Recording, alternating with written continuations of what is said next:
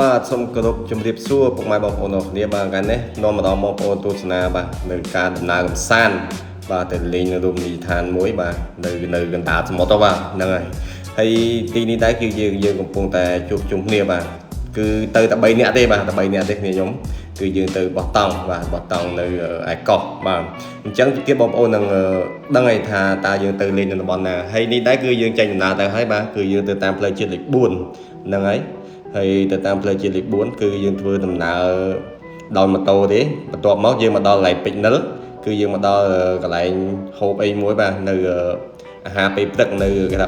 333គឺកន្លែងនេះខ្ញុំតែងតែមកហូបបាទគឺមកហូបក៏គឺអាចទទួលយកបានដែរបាទគឺឆ្ងាញ់ដែរហើយពីមុនដាច់កន្លែងហ្នឹងបាទតែឥឡូវដោយសារមានផ្លូវបឿនលឿនចឹងយើងស្ងាត់តិចកន្លែងគាត់នេះគឺនៅទល់មុខកន្លះសាំង PTT បាទហើយកាទៀវគាត់មានអីឆ្ងាញ់ហើយតម្លៃក៏មិនទៅថ្លៃណាស់ណាដែរបាទសមរម្យហើយបន្ទាប់ពីយើងហូបអាហារពេលព្រឹកហើយយើងក៏បន្តដំណើរទៅមុខទៀតបាទយើងទៅ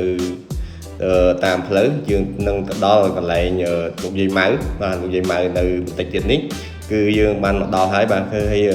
គឺយើងនឹងអុជធូបសុំសេចក្តីសុខសេចក្តីចម្រើននៅការធ្វើដំណើរតាមផ្លូវរបស់យើងព្រោះយើងដឹងស្រាប់ហើយបាទតាមផ្លូវគឺយើងទៅតែងតែសុំនៅសេចក្តីសុខហើយបន្ទាប់មកយើងក៏បានមកដល់ផ្លូវបែកកោះកុងស្រែអំបិលបាទទៅត្រង់គឺទៅកំពង់សោមហើយ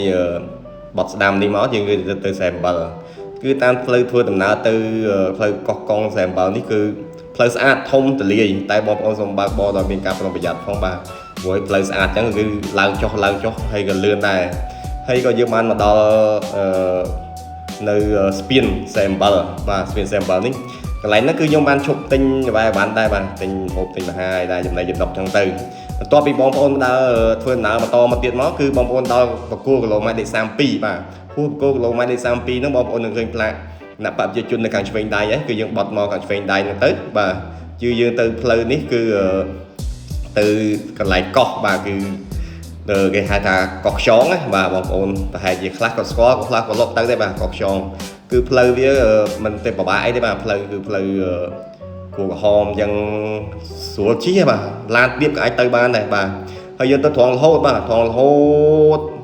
ដល់ផ្លូវមួយគឺបត់ស្ដាំបាទបត់នេះផ្លូវបែកនេះគឺបែកជា3អញ្ចឹងយើងបត់ស្ដាំមកបត់ស្ដាំតាមផ្លូវគួរក្រហមរហូតទៅបាទ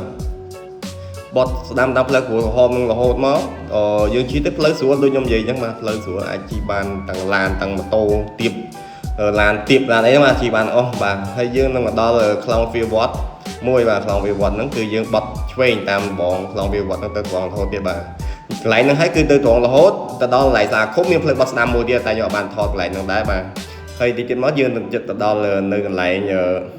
សហគមន៍មកគេបាទសហគមន៍គេនេះបាទនេះគឺជាផ្ទះនៅតំបន់សហគមន៍គេហើយប្រជាជននៅទីនោះទូរីតាក់មួយយើងណាបាទគាត់ចូលចិត្តគាត់ដែលថាមានសណ្ដានចិត្តល្អនៅប្រជាជននៅទីនោះបាទយើងមកផ្សាយម៉ូតូទុកនៅហ្នឹងទៅយើងនឹងជួលទូកបាទនេះបាទទូកដើម្បីយើងបន្តដំណើរទៅមុខទៀតគឺយើងទៅលេងកោះខ្យងបាទទៅលេងទៅកោះខ្យងគឺយើងជិះទូកនេះក្នុងម្នាក់ដូចជា10000ទេបាទទាំងទៅទាំងមកបាទយើងអាចកក់ពេលបានឬក៏អាចដល់ហ្នឹងគឺមានទូកគេចាំចន្លងយើងហើយបាទហើយយើងក៏ធ្វើដំណើរទៅបាទនេះហើយទេសភាពស្អាតណាស់តានៅលើទូកហើយទូកខ្ញុំជិះនេះតែ3នាក់បាទតែ3នាក់ព្រោះអត់ទាន់មើលខ្ញុំឲ្យខ្ញុំផឹកដែរបាទហើយនោះបាទកោះដែលយើងត្រូវទៅនេះបងប្អូនឃើញនេះគឺកោះខ្យងបាទហៅកោះខ្យងកន្លែងហ្នឹងទេសភាពស្អាតបាទទេសភាពគឺស្អាតខ្ញុំអាចទទួលយកបានបាទហើយ3នាក់នេះគឺមិនសូវចេញ trip ហ្មងទេបាទយូរចេញម្ដងហើយពីមុនដោយសារចេញដោយសារបញ្ហាសង្គ្រាមផងបញ្ហាអីផងអញ្ចឹងយើងអាចចេញយើងយូរដែរបាទហើយនេះយើងបានមកដល់ហើយកោះខ្យងដើមដងច្រើនណាស់បងប្អូនអើយមើលទេសភាពហើយលក្ខណៈថាទឹកស្ងប់ស្រួលលេងបាននេះទេសភាពនៅលើកោះខ្យងបាទគឺទេសភាពដើមដងស្អាតត្រជាក់បាទត្រជាក់ហើយខ្យល់អែមហើយស្អាតបាទគេចេះរៀបចំទុកដាក់សម្រាប់បានទៅល្អណាស់បាទនៅក្នុងកោះខ្យងនេះបន្ទាប់យើងមកដល់ហើយគឺទៅដល់មកថ្ងៃត្រង់ហ្មងបាទថ្ងៃត្រង់គឺយើងចាប់ដើមបានមកហូបហើយបាទនេះទិញត្រីទិញអីអញ្ចឹងណាបាទអូមានអំបិលមានអីទៀតបាទយកមកពីផ្ទះហើយហ្នឹងហើយយើងមានធ្វើអីទេបាទមានស្ងោជ្រក់អីហ្នឹងដាំបាយដាំអីជុំគ្នាហ្នឹងមកហូបកាលណាតែយើងមកបោះតង់អញ្ចឹងស្អីក៏ឆ្ងាញ់ដែរបាទតែទឹកត្រីមួយស្វាយចេះក៏ឆ្ងាញ់ដែរបាទគឺដាក់មកជាតិហ្មងបាទអូម៉េះមើលត្រីស្ងោបាទណាត់តិចហ្នឹងគឺជាតិហ្មងបាទពុកខូបាទនេះគឺជាការដើរបោះតង់ឬហូបអីក៏ឆ្ងាញ់បាទនៅផ្ទះអត់ឆ្ងាញ់ទេបាទ ហើយណាកប៉ុកចឹងទៅបាទជុំគ្នា3នាក់នេះខ្ញុំហ្នឹងគឺឈៀចឹងទៅបន្ទាប់ពីយើងបាយហើយយើងក៏បានសម្រាកថ្ងៃត្រង់បន្តិចទៅបាទហើយចាំប្រហែលជាទៅសៀលតិចបាទដល់ម៉ោងយើងឈៀលហើយបាទនេះរៀងទៅសៀលតិចហើយយើងឈៀលអង្គុយចែកគ្នាលេងនិយាយលេងស្ដាប់ទឹកលោកសមុទ្រចឹងទៅខ្យល់ស្រូបខ្យល់ស្រូបអីបរិយាកាសស្ងប់ស្ងាត់បាទល្អបាទហ្នឹងហើយហើយ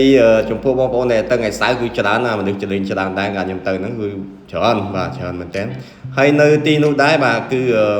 ម្នាក់តែបោះតង់គឺយក 12000 បាទ 12000 ក្នុងម្នាក់សម្រាប់បោះតង់មួយបាទអញ្ចឹងវាតម្លៃវាមិនថ្លៃទេបាទហ្នឹងហើយធូរហើយព្រោះអីគាត់មានទឹកស្អាតទឹកអីត្រឹមត្រូវបាទទឹកស្អាតបន្ទប់ទឹកអីស្អាត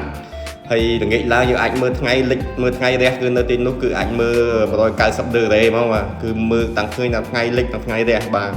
ហើយនេះគឺជាថ្ងៃលិចហើយបាទនេះយើងអាចអង្គុយស្ដាប់ភ្លេងតិចទៅបាទហើយឈាមមកកំប៉ុងអង្គុយមើលថ្ងៃលិចនៅឯជើងមេឃបាទមើលឃើញដល់ជើងមេឃបាទអញ្ចឹងទេសភាពនៅទីនេះស្អាតមែនតើបាទស្ងប់ស្ងាត់ស្អាត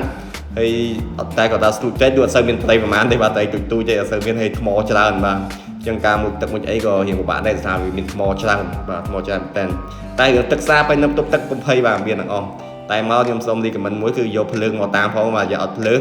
ព្រោះឯនៅនេះអត់មានប្រព័ន្ធភ្លើងមកដល់ទេបាទយើងអាចយកទៅ power bank ឬអីមកស្រួលដើម្បីថតបាទខ្លាចអស់ថ្មទៅមានអីសាកទេហើយបងប្អូនដូចឃើញគ្នាអ្នកដែលចូលចិត្តថ្ងៃលិចថ្ងៃរះគឺអាចមកលេងនៅកោះខ្យងនេះបានបាទគឺស្អាតមែនតើទេសភាពនៅពេលថ្ងៃលិចនេះបាទអង្គុយមានអារម្មណ៍ថាសង់ពីម៉ងបាទលក្ខណៈរ៉ូមែនទិកមែនតើបើយើងមានដៃគូងាយទៀតថាតែល្អទៀតបាទអរគុណបាទហើយបន្ទាប់ពីយើងអង្គុយលេងលំហែមើលអីចឹងមកនេះបាទជាសកម្មភាពពេលព្រឹកដែលយើងងើបពីតង់មកបាទនេះបាទតែសក់មិនទាន់សិតហ្នឹងបាទងើបមកដើម្បីអីដើម្បីមកមើលថ្ងៃរះមកស្រូបយកខ្យល់សមុទ្របាទខ្យល់សមុទ្រនៅពេលថ្ងៃរះបាទអូមើលទេសភាពថ្ងៃរះនៅលើចុងដងពិតទៅស្អាតមែនតើបាទបងប្អូនចឹងកុំភ្លេចមកលេងបាទចម្ងាយមិនឆ្ងាយប្រហែលទេបាទពីភ្នំពេញមកគឺប្រហែលជា100គីឡូជាងទេជិះម៉ូតូខ្ញុំជិះតាប្រហែលជា3ម៉ោងអីមកដល់ហើយបាទចឹងការមកនេះលេងចំណាយតិចហ្នឹងបាទហើយមកហូបអាហារគឺនៅទីនេះគឺអត់មានទេគឺយើងអាចខ្ចប់ឬអាចទិញមកពីខាងលើមកបាទពីតៃគោកមកដើម្បីយើងមកលេងនៅកោះនេះយើងមកធ្វើចំអិនអីខ្លួនឯងហ្នឹងហើយអញ្ចឹងអរគុណច្រើនបាទហើយពេលដែលយើងមើលថ្ងៃរះថ្ងៃអីចឹងទៅបើយើងអាចលក្ខណៈថាឈៀកាហ្វេព្រលឹមឡើងអញ្ចឹងណាបាទព្រោះអីមានអីកាពីកាហ្វេទេព្រលឹមឡើងបាទសម្រាប់អ្នកបោះតង់ដូចពួកខ្ញុំដូចជាអ្នកផ្សេងអញ្ចឹងព្រលឹមឡើងកាហ្វេមីកំប៉ុងប៉ុណ្ណឹងបាទហើយបន្ទាប់មកក៏យើងបានចាក់ចេញពីកោះវិញគឺនៅថ្ងៃត្រង់បាទយើងទៅត្រឡប់ទៅភ្នំពេញវិញបាទឃើញបាទទេសភាពស្អាតមែនតើបាទអញ្ចឹងអរគុណច្រើនបាទចំពោះតាមដានវីដេអូខ្លីៗខ្ញុំថ្ងៃនេះបាទអរគុណជម្រាបលានៅឱកាសក្រោយទៀតបាទបាយបាយ